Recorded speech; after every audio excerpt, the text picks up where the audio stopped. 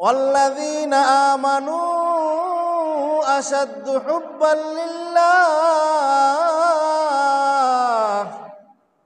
এই আয়াতের মধ্যে আল্লাহ তাআলা কোন কাফের, বেঈমান, মুশরিক, ইহুদি, নাসারা, খ্রিস্টানদেরকে উদ্দেশ্য করে বলে নাই, একমাত্র শুধুমাত্র কেবলমাত্র আল্লাহ রাব্বুল আলামিন দুনিয়ার ঈমানদারদেরকে উদ্দেশ্য করে ডাক দিয়ে এই কথা আল্লাহ তাআলা বলেছেন।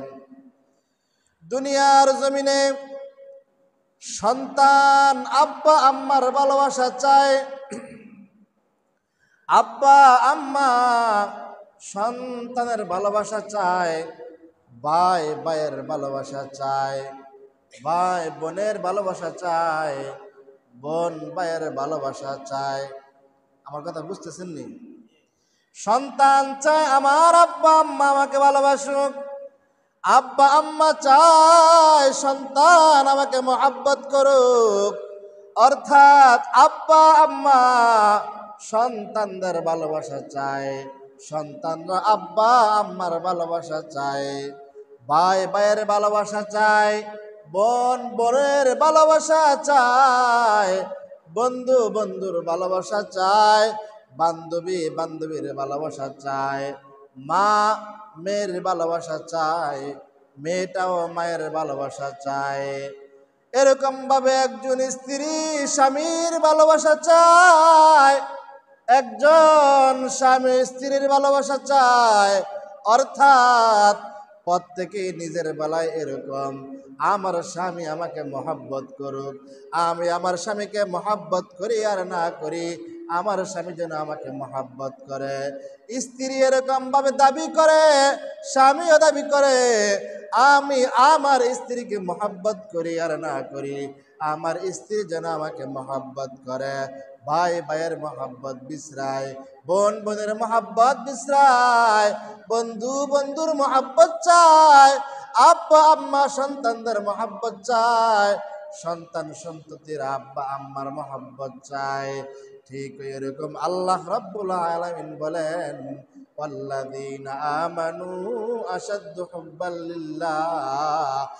আমি আল্লাহ রাব্বুল আলামিন আমার ঈমানদার বান্দা বান্দির মহব্বত চাই। জোরে বলেন না সুবহানাল্লাহ। আল্লাহ তাআলা বলেন, ওয়াল্লাযীনা আমানু আশাদ্দু হুব্বান লিল্লাহ।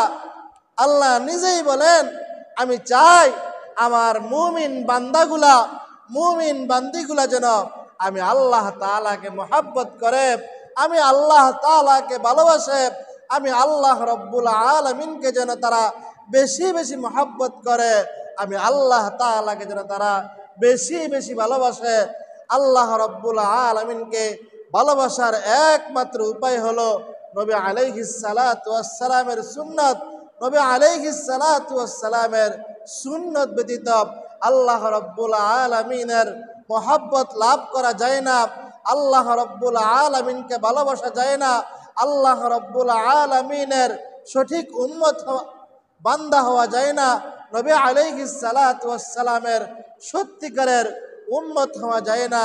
যদি কেউ নবী আলাইহিস সালাতু ওয়াস সালামের সত্যিকারের উম্মত হতে চায়, আল্লাহ রাব্বুল আলামিনের বান্দা হতে চায়, তাহলে সত্যি সত্যিই নবী আলাইহিস সালাতু ওয়াস সালামের সুন্নতের কদমের উপরে কদম রাখতে হবে, নবী আলাইহিস সালাতু ওয়াস সালামের সুন্নত অনুসারে চলতে হবে।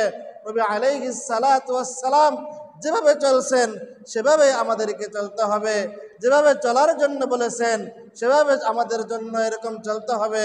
নবী আলাইহিস সালাতু ওয়াস সালামের অনুসরণ ব্যতীত, নবীর অনুকরণ ব্যতীত আল্লাহ রাব্বুল আলামিনকে ভালোবাসা অসম্ভব। আপনারা সবাই